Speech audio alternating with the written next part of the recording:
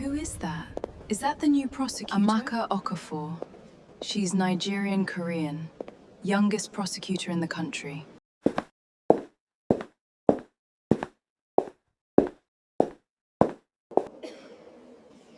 Your Honor, the evidence against Kang Tae-hyun has been fabricated. The man everyone believes is a criminal is innocent of these charges. The gavel cracked down like a gunshot, and the entire Seoul High Court seemed to hold its breath. Reporters pressed against the barricades outside, their cameras flashing in a relentless storm of white light. Inside, the courtroom was packed shoulder to shoulder, every seat filled, every aisle lined with spectators who had waited hours just to witness this moment. After decades of whispered rumors, buried case files, and witnesses who vanished before they could testify, Kang Tae-hyun, the most feared mafia boss in the history of South Korea, was finally sitting in the defendant's chair. He wore a plain gray suit, no jewelry, no bodyguards beside him, just a man in his 50s with graying temples and eyes that had seen far too much, staring straight ahead as if the chaos around him didn't exist. The charges against him were staggering: murder, racketeering, organized crime, and human trafficking. Prosecutors had spent 3 years building this case. Everyone in that room, the judge, the journalists, the victims' families sitting in the front row, expected only one outcome: life in prison, maybe worse. Then the heavy wooden doors at the back of the courtroom swung open. Every head turned. A young woman walked in, her heels striking the marble floor in sharp, deliberate steps. She moved like she owned the room, her prosecutor's robe crisp and black, a leather folder clutched against her chest. Her skin was a deep, warm brown, her hair pulled back into a tight bun, and her eyes, dark, fierce, unflinching, swept across the courtroom like she was searching for something only she could see.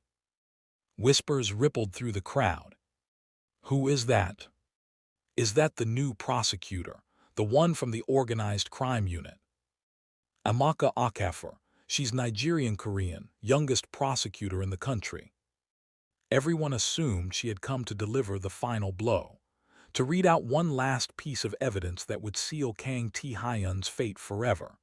The judge, a stern man named Kim Jae-hoon, looked up from his notes and gave her a small nod, as if to say, "Proceed." Amaka walked to the center of the courtroom floor. She set her folder down. She looked at the judge. And then, in a voice that was calm, clear, and utterly unshaken, she said the words that would shatter everything anyone in that room thought they knew. "Your Honor, the evidence against Kang Tae-hyun has been fabricated. The man everyone believes is a criminal is innocent of these charges." For one full second, there was total silence. Then the courtroom exploded. Reporters shot to their feet. Someone dropped a recorder and didn't even bother picking it up. A woman in the gallery gasped so loudly it echoed off the walls. Judge Kim slammed his gavel down again and again, shouting for order, but the noise only grew louder. Cameras flashed like lightning. Somewhere near the back, a man in an expensive charcoal suit, Chairman Lee Seung-ho, one of the most respected businessmen in the country, sat frozen, his jaw tightening, his knuckles whitening around the armrest of his chair. And in the middle of all that chaos, Kang Tae-hyun turned his head slowly and looked at the young woman standing before the court. Their eyes met, and in that single glance was 15 years of history that no one else in that room understood yet. To understand how a mafia boss and a Nigerian prosecutor ended up staring at each other across a courtroom that was about to change both their lives forever, you have to go back, 15 years back, to a freezing winter night under a crumbling bridge on the outskirts of Seoul. 15 years earlier, Kang Tae-hyun was not a man on trial. He was the man everyone else feared standing trial before. He had built his criminal empire from nothing, clawing his way up through Seoul's underworld until his name alone could empty a room. Businessmen paid him for protection. Rivals who crossed him disappeared without a trace. His own men didn't question his orders, they simply obeyed, because disobedience wasn't survivable. He had no wife, no children, no family waiting for him at home. He told himself he didn't need any of it. Emotions were weaknesses, and weaknesses got you killed in his line of work. He had built walls around himself so thick that even his closest men, like his right-hand man Han Min-soo, rarely saw anything behind his eyes but calculation. That night, Tae-hyun's convoy of black cars rolled through the outskirts of the city after narrowly surviving an assassination attempt. 2 of his men had been shot. The windshield of his own car was cracked from a bullet that had missed his skull by inches. His pulse hadn't even quickened. He simply told his driver to keep moving. As the cars passed beneath an old, abandoned overpass, something small and fast darted into the road. The driver slammed the brakes.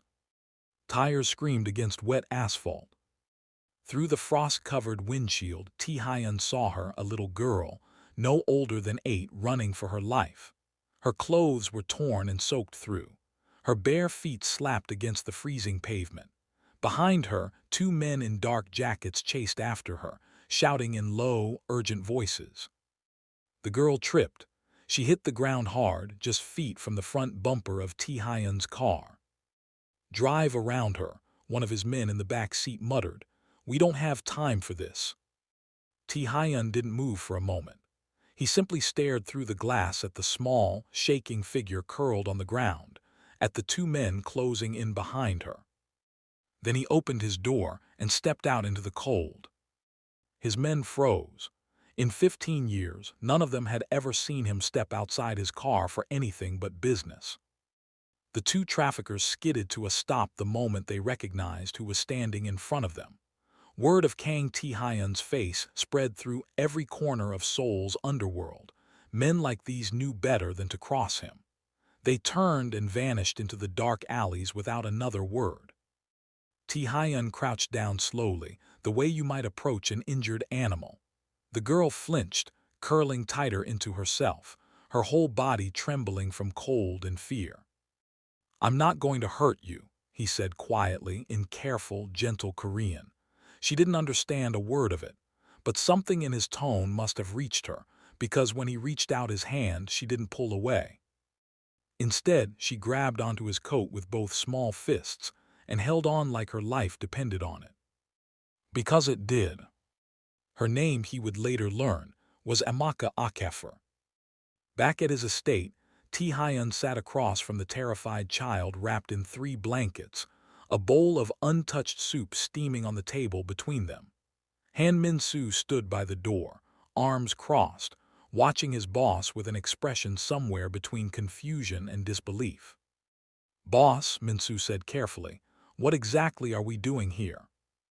"I don't know yet," Tae-hyun admitted. It took days, through a translator and painstaking patience, to piece together Amaka's story. Her parents, Chidinma and Amaka Okafor, had come to South Korea from Lagos chasing the promise of good jobs and a better life for their daughter. Instead, they'd been trapped, lured by a trafficking operation disguised as a legitimate recruitment agency. When they tried to escape, tried to protect their little girl, both of them were killed. Amaka had run. She didn't know how long she'd survived alone on the streets, weeks, maybe longer, hiding in alleyways, stealing food, learning which strangers to avoid and which shadows were safe to sleep in. When Tae-hyun heard the full story translated back to him, something in his chest tightened in a way he hadn't felt in years. He looked at Min-soo. "She stays." "Boss, with respect, do you understand what you're saying? A child in this house, in this life. People will see it as weakness. Your enemies will use her against you." "I know," Tae-hyun said. "I'm not asking for your permission." What began as one night turned into a week, then a month, then an unshakable decision. Tae-hyun formally adopted her. The paperwork alone took bribes and threats to push through, but he made it happen. When word spread through Seoul's criminal underworld that the city's most feared boss had adopted a homeless African orphan, the reaction was exactly what Min-soo had warned him about. Rivals laughed behind his back, calling it his fatal flaw. Some of his own men muttered that he'd gone soft. In the shadows, at least two separate crime families began quietly discussing how they might use the girl to get to him. Tae-hyun didn't care. The night he legally became her father, he knelt in front of her, looked into her eyes, and made her a promise in slow, careful Korean, translated word by word, until she understood every syllable. "You will never become part of my world," he told her. "You will build a better one." She didn't fully understand what that meant, not then, but she never forgot it. The years that followed were nothing like anyone expected. Amaka grew up inside a mansion filled with armed guards and locked doors, yet Tae-hyun made sure her world extended far beyond those walls. He hired tutors. He enrolled her in the best schools money and intimidation could secure. She learned Korean fluently within 2 years, English through his private tutors, and never let go of the ibo her mother used to sing to her, the only piece of her old life she refused to lose. She was brilliant, devastatingly so. Teachers who initially treated her as a curiosity, the Mafia boss's adopted African daughter, quickly learned to treat her as the top student in every class she entered. She graduated at the head of her law school class, turning down offers from prestigious corporate firms that would have made her wealthy beyond imagination. "Why prosecution?" Minsu asked her once, years later, watching her study late into the night, law books stacked around her like fortress walls. By then he had become something more than her father's enforcer. He'd become the closest thing to an uncle she had, the one who checked on her homework, who scared off boys who came sniffing around, who sat with her during thunderstorms when the old fears from her childhood crept back in the dark. "Because someone has to stop what happened to my parents from happening to someone else," she said simply. She never told anyone at the prosecutor's office who her father really was. Almost no one connected the brilliant, soft-spoken Amaka Okafor to Kang Tae-hyun's criminal empire. She built her career entirely on her own name, her own record, her own relentless work ethic, specializing, of all things, in organized crime and trafficking cases. Meanwhile, something was shifting in Tae-hyun that even Minsu didn't fully grasp until years later. Quietly, without announcement, without fanfare, Tae-hyun began pulling back from the darker corners of his empire. Deals that once would have been signed without hesitation were now declined. Certain partnerships, the ones tangled up in trafficking and exploitation, were severed one by one, carefully, so as not to draw suspicion. He never told Amaka. He never told anyone but Minsu, who watched his boss dismantle pieces of his own empire from the inside, brick by brick, for reasons he only partially understood. "You're doing this because of her," Minsu said one night, the two of them alone in Tae-hyun's study. Tae-hyun didn't look up from the papers on his desk. "I made her a promise. You know, some of what we're unwinding, it's connected to people far more powerful than us. People with clean hands in public and filthy ones behind closed doors." "I know. That's dangerous, boss." Tae-hyun finally looked up. "Everything I've built has been dangerous. At least this time it means something." He had no idea how right, and how close to catastrophe, those words would prove to be. The blow came fast, and it came from a direction none of them expected. It started with a single headline, then a dozen, then 100.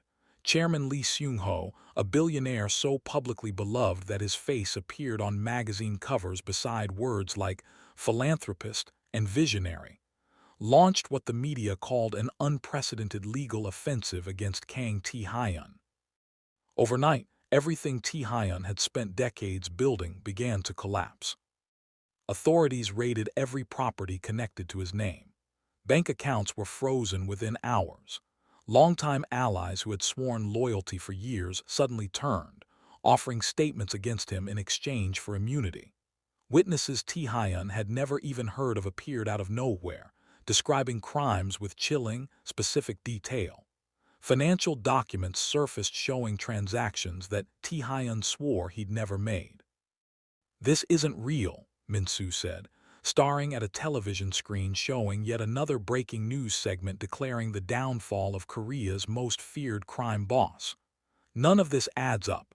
Someone built this. I know, Tae-hyun said quietly. His voice had none of its usual iron control.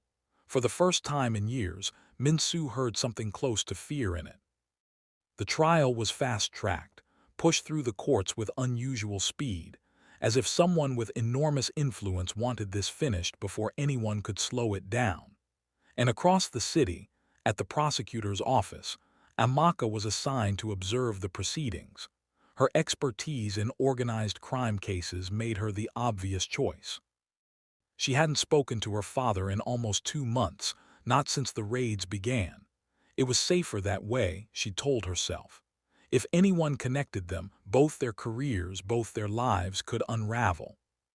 But the moment she sat down and began reading through the case files, really reading them, the way only a trained prosecutor with a trafficking specialty could, something inside her went cold.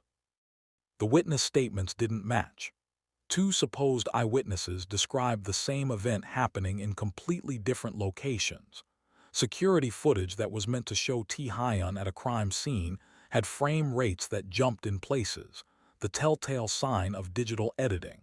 Financial records showed transactions dated to times when the accounts in question hadn't even existed yet. This wasn't evidence. This was a story. A carefully written, carefully staged story, and someone had spent a fortune making sure it looked real. This case is built on lies, she whispered to herself. Alone in her office at 11 at night, papers spread across her desk like a battlefield. Her supervisor told her to drop it. It's not your case, Okafor.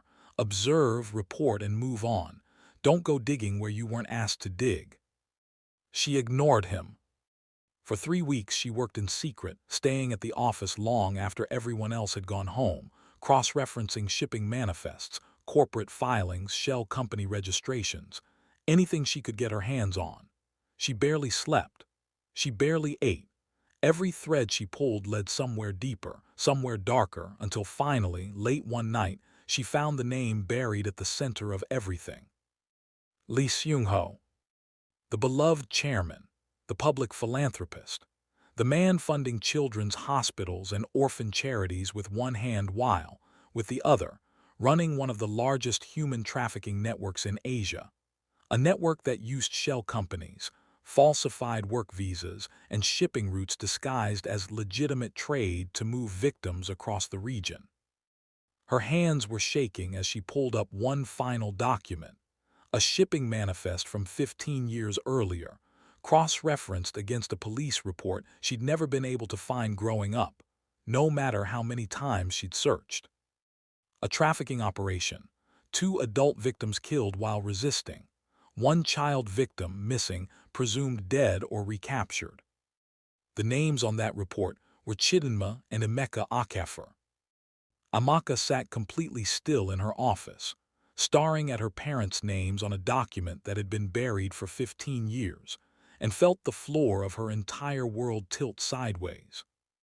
Lee Seung-ho hadn't just built a trafficking empire. He had killed her parents. And now she understood, with sickening clarity, exactly why he wanted Kang Tae-hyun destroyed.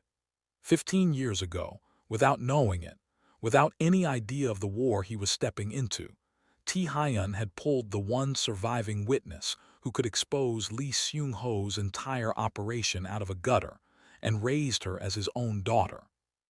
She was the loose end Lee Seung-ho had spent 15 years trying to erase. And now that loose end was standing in the middle of his courtroom, holding the one file that could end him. She didn't sleep at all that night. She sat at her kitchen table with her father's, Tae-hyun's, old photograph in front of her, the one from the day the adoption was finalized, both of them awkward and unsmiling in front of a courthouse neither of them wanted to be in. "You told me I'd never be part of your world," she whispered to the photograph. "You were wrong, I always was, I just didn't know it yet." She thought about her supervisor's warning. She thought about her career, her reputation, everything she'd built entirely on her own name. If she did this, if she stood up in that courtroom and revealed everything, there was no undoing it. Everyone would know exactly who she was. Every case she'd ever prosecuted would be second-guessed. She might lose her job. She might lose everything. Then she thought about a freezing night under a bridge, and a hand reaching down to a terrified 8-year-old girl who had nothing left in the world. She made her decision before the sun came up. The final day of the trial arrived, and the entire nation watched. News vans lined the streets outside the courthouse. Millions tuned in from home, glued to live broadcasts, certain they were about to witness the historic conviction of Korea's most notorious crime boss. Inside the courtroom, Kang Tae-hyun sat with his hands folded, his face a mask of calm that hid a storm underneath. Han Min-soo sat behind him, jaw tight, watching every door, every face, waiting for something. He didn't know what to go catastrophically wrong. Then the doors opened, and Amaka walked in. And everything that followed happened exactly as it had in the opening moments of this story. Except now, you understand what it truly meant. Your Honor, the evidence against Kang Tae-hyun has been fabricated. The eruption, the chaos, the gavel pounding uselessly against the roar of 200 stunned voices. Judge Kim Jae-hoon finally managed to restore enough order to demand an explanation, his own face pale with disbelief. Prosecutor Okafor, you are making an extraordinary claim. I expect extraordinary evidence to support it. You'll have it, Your Honor, Amaka said, all of it. What followed over the next 2 hours was, according to journalists who covered it, the single most dramatic reversal in the history of South Korean courtrooms. One by one, Amaka dismantled the case that had taken down an empire. She called forward 2 of the supposed eyewitnesses, both of whom broke down within minutes of cross-examination, admitting through tears that they had been paid, bribed by intermediaries working, though they hadn't known it at the time, for Chairman Lee's network, to give false testimony against Tae-hyun. She presented the original, unedited security footage, recovered from a backup server the digital forensics team had initially overlooked, proving conclusively that the footage submitted as evidence had been doctored frame by frame. She laid out financial records, real ones this time, exposing the shell companies and falsified paper trails that led directly back to accounts controlled by Lee Seung-ho. She brought forward 2 trafficking survivors, their faces shielded for protection, who testified in trembling voices about the operation that had trapped them, an operation with Lee Seung-ho's fingerprints all over its foundation. By the time she finished nomming the corrupt officials who had taken bribes to fast-track the case, the color had drained completely from Chairman Lee's face. Security guards had already begun moving toward him. The courtroom sat in stunned, electric silence, waiting for whatever was coming next. Amaka turned. She walked slowly toward the defendant's chair, toward the man who had once knelt in front of a terrified little girl and promised her a different life. She looked at him for a long moment. 15 years of memories passed silently between them. A bowl of soup that had gone cold, Korean lessons stumbled through with a dictionary, a promise made in careful, halting words. Then she turned back to the judge. The man sitting before this court didn't destroy my life, she said. Her voice steady even as tears finally broke free and slid down her face. He saved it. She took a breath. My name is Amaka Okafor. 15 years ago, my parents were murdered by Lee Seung-ho's trafficking operation. I was 8 years old, alone and running for my life through the streets of this city when a stranger stepped out of his car to save a child he owed nothing to. That stranger is my father. Kang Tae-hyun adopted me. He raised me. And he never once asked me to become part of the world he came from. He only ever asked me to build something better. The courtroom was utterly silent. He is not the criminal in this case, Amaka said, her voice breaking and steadying in the same breath. He is the reason I am standing here at all. For a long moment, no one moved. Then, somewhere in the gallery, a sound rose quiet at first, then swelling as spectators began to applaud, some of them crying openly. Judge Kim Jae-hoon sat frozen at his bench, gripping his gavel so tightly his knuckles had gone white, staring at the young prosecutor who had just detonated the most powerful case of his career, and in the same breath exposed the truth beneath it. It took hours to fully restore order. Chairman Lee Seung-ho was arrested before he even reached the courthouse steps, his empire of false charity unraveling in real time as reporters who had once praised him now scrambled to file entirely different stories. The fabricated charges against Kang Tae-hyun were formally dismissed. For the first time in over a decade, he walked out of a courthouse a free man, not because he had outmaneuvered the law, but because, for once, the law had actually worked. Outside, beneath a sky heavy with winter clouds, reporters swarmed him, shouting questions from every direction.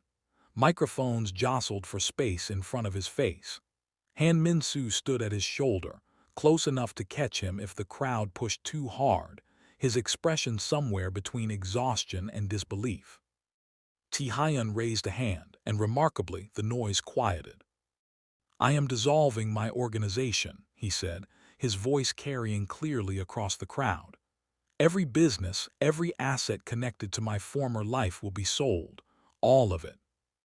Murmurs rippled through the reporters, pens scratching furiously against notepads. "The proceeds will fund a foundation," he continued, "dedicated to rescuing children who are homeless, orphaned, or trafficked. Because 15 years ago, someone should have been looking for a little girl running alone through the streets of this city, and no one was. I intend to make sure that never happens again." Beside him, Amaka stepped forward, her prosecutor's robe still on, her eyes red but her posture unshaken. "I'm resigning from the prosecutor's office," she announced. "I'll be serving as the foundation's legal director. There are children out there right now who have no one fighting for them. I intend to be that person for as many of them as I can reach." The story dominated headlines for weeks. Documentaries were made. Editorials debated whether Kang Tae-hyun deserved redemption or merely delayed judgment. But none of that noise reached the two of them, not really. Not anymore.